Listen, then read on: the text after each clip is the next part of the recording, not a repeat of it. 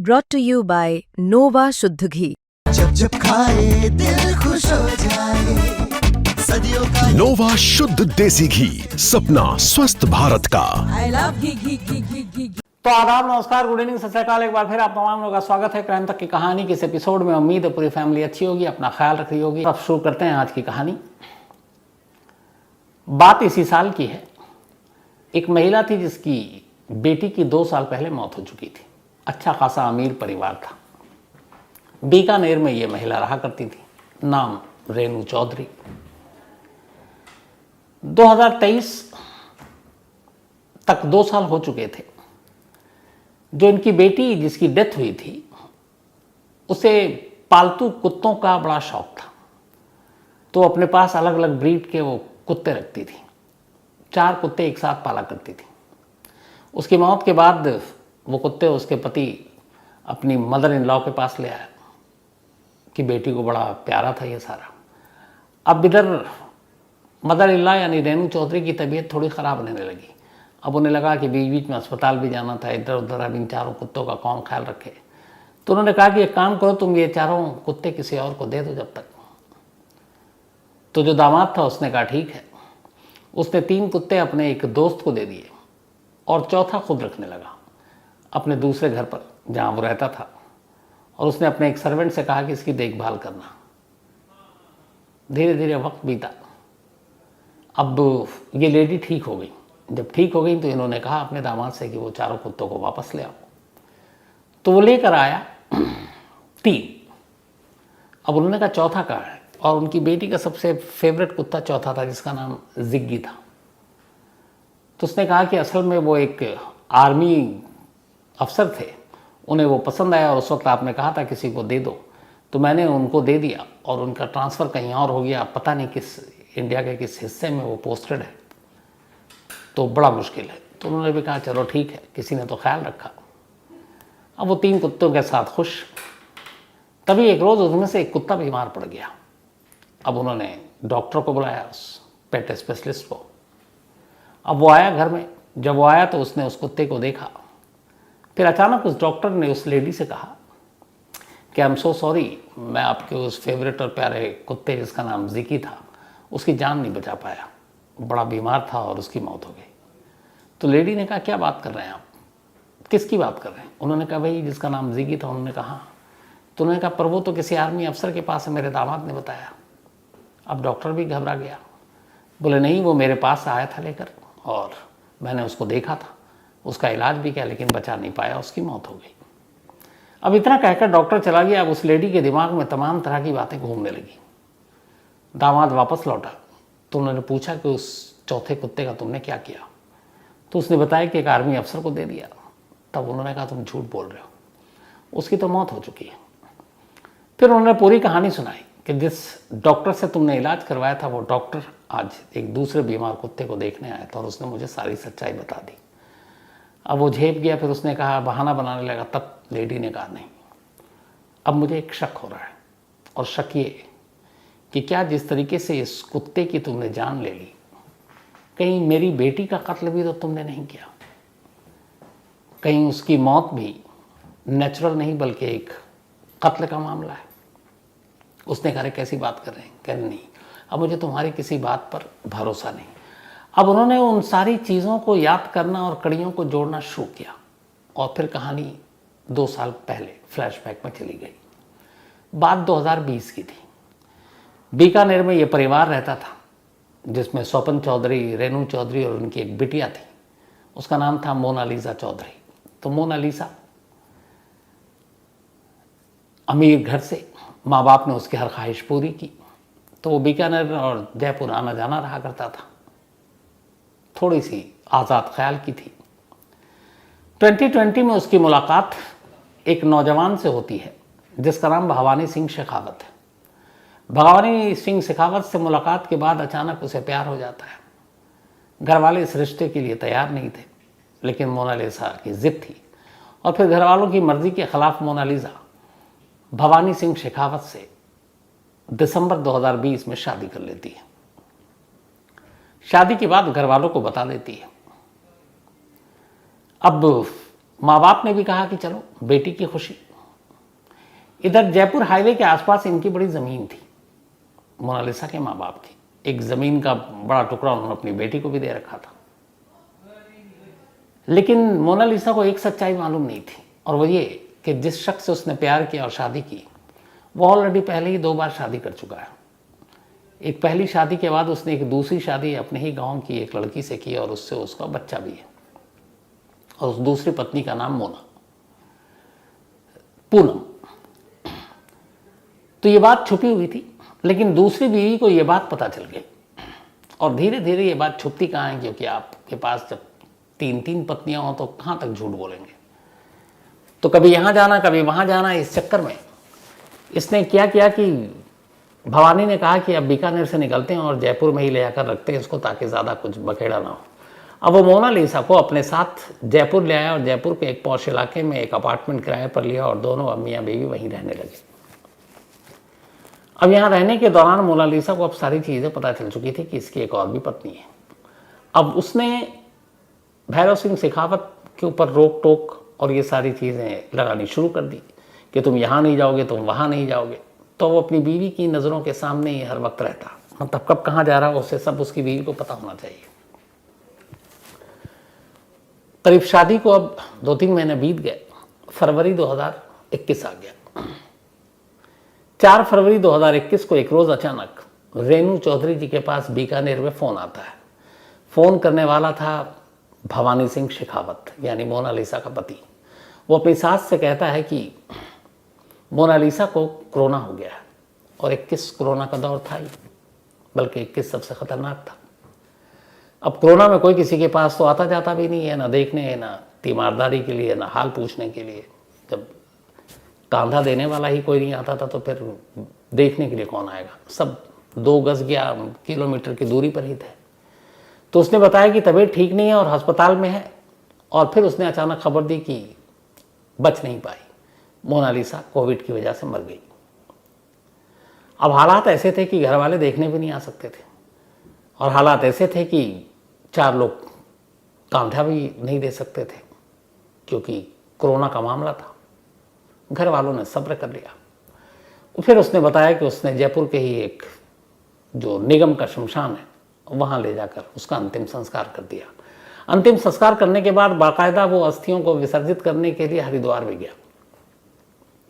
अब ये सारी चीज़ें हो गई, धीरे धीरे वक्त बीतता रहा।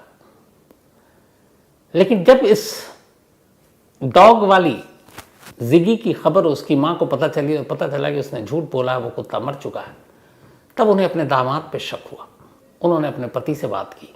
पति स्वपन चौधरी को भी बहुत सारी चीज़ें अटपटी लग रही थी कि उनकी बेटी बिल्कुल ठीक ठाक, फिर अचानक बीमार, फिर यूं डेथ, आनन फानन में अंतिम संस्कार।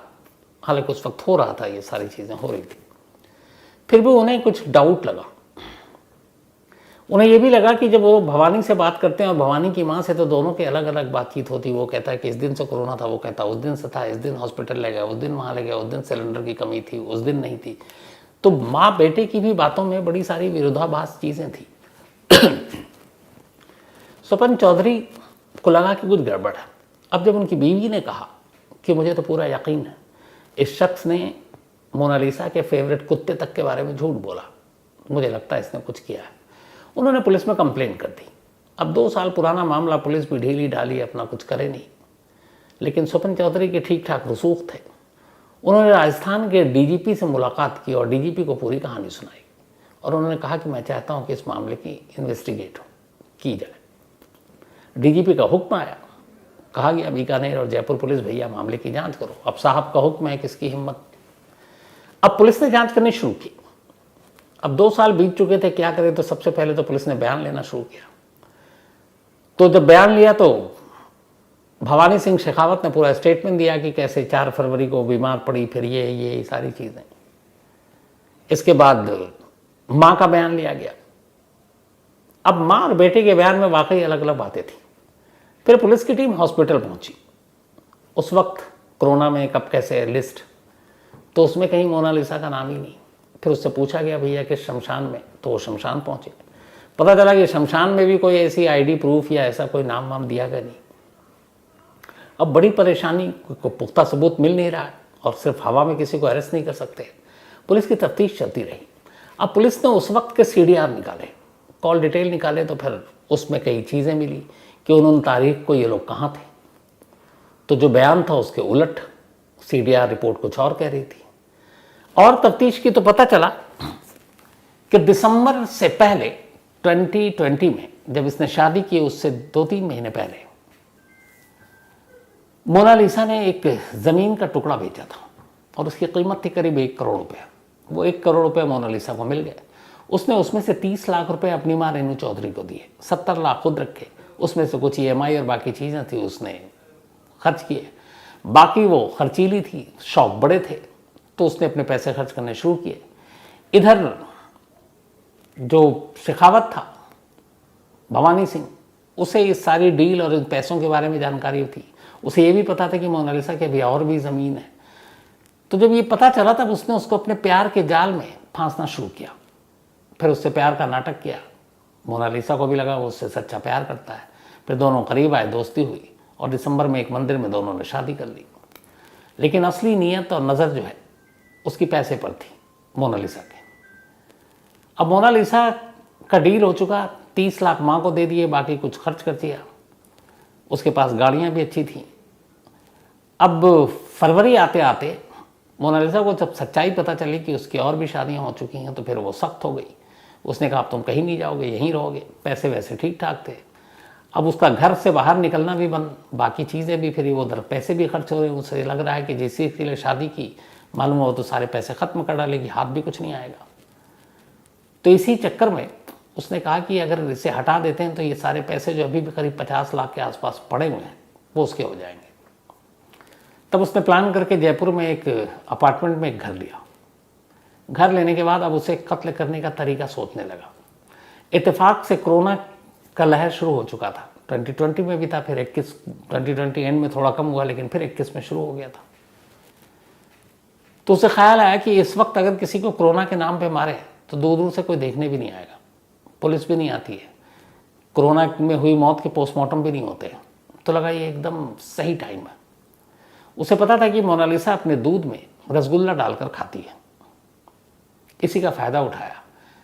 एक रात उसने उसके दूध में, यही 4 फ़रवरी की बात है, बल्कि 3 फरवरी की रात 2021 में, उसने उसके दूध में बहुत सारी नींद की गोलियां डाली और रसगुल्ला डाल दिया ताकि स्वाद पता ना चले। वो दूध पीने और रसगुल्ला खाने के बाद मोनालिसा गहरी नींद में चली गई। इसके बाद उसने उसका तकिया से मुंह दबाया और जब तक दबाता रहा जब तक कि उसकी मौत नहीं हो गई। अब मौत के बाद उसे लगा क्या करें, तो उसने अपने 2 दोस्तों को शामिल किया और फिर बताया बाकी अपने ख़ानदान को, सबको, कि मोनालिसा सीढ़ियों से गिर गई। एक तरफ बता रहा है कि कोरोना हुआ, ससुराल वालों को, इधर कह रहा सीढ़ियों से गिर गई। क्योंकि अचानक, अब इनसे झूठ नहीं बोल सकते थे क्योंकि एक दिन पहले सबने देखा ठीक है दोनों साथ हैं, कोरोना का पेशेंट अलग हो जाता है। तो उसे लगा क्या करें, तो उसने कहा सीढ़ियों से गिर गई, सर में चोट लगी और मौत हो गई। इसके बाद वो सीधे अगले दिन एक जयपुर के म्यूनिसिपल शमशान घाट में लाश को ले जाता है और वहाँ ले जाने के बाद अब शमशान में भी ये कहता है कि ये कोरोना वाली डेथ है, तो शमशान के कर्मचारी भी साइड हो जाते हैं। खैर, अर्थी चिता के हवाले। उसके बाद ये लौट आता है, फिर अगले दिन जाकर अस्थियाँ चुनता है, फिर ये हरिद्वार जाता है और फिर अपने ससुराल फ़ोन करके कह देता है। तो जब ये सारी चीज़ें और पैसे की कहानी और ये बातें एक CDR से मिली तो पुलिस ने उसके दोस्त को उठाया, दोस्त को थोड़ा खातिरदारी की, उसने मुंह खोल दिया। फिर इसको उठाया, भवानी सिंह शेखावत ने भी अपना फिर मुंह खोला और एक्सेप्ट कर लिया कि उसने ही मोनालिसा को कत्ल किया था। इकरार जुर्म के बाद सभी को गिरफ्तार कर लिया गया, जेल भेज दिया गया। अब लेकिन इसके बाद इसे कत्ल ने कैसे शमशान और कब्रिस्तान के नियम बदल डाले। जब पुलिस इस मामले की जांच कर रही थी तो पुलिस शमशान गई। शमशान में उसने पूछा इन तारीखों को कितनी अर्थियाँ आई, क्या है, तो पता चला वहाँ कोई डेटा ही नहीं है। कुछ लोगों के नाम हैं तो पता गलत है। तो ऐसे में बहुत सारे ऐसे कत्ल या इस तरह की चीज़ें हो सकती हैं जिसमें गलत नाम, पता, पहचान बताकर कोई भी कातिल किसी को कत्ल करे और लाश कहीं और ठिकाने लगाने की बजाय सीधे ले जाके शमशान में ही चिता के हवाले कर दे, कुछ मिलेगा ही नहीं। उसी तरह किसी कब्रिस्तान में जाकर दफना दे, कभी पता ही नहीं चलेगा कि कौन सी कब्र में लाश दफन है। तो जब ये कमजोरी पता चली तो राजस्थान पुलिस और एडमिनिस्ट्रेशन की तरफ से एक ऑर्डर आया और उस ऑर्डर में ये कहा गया कि अब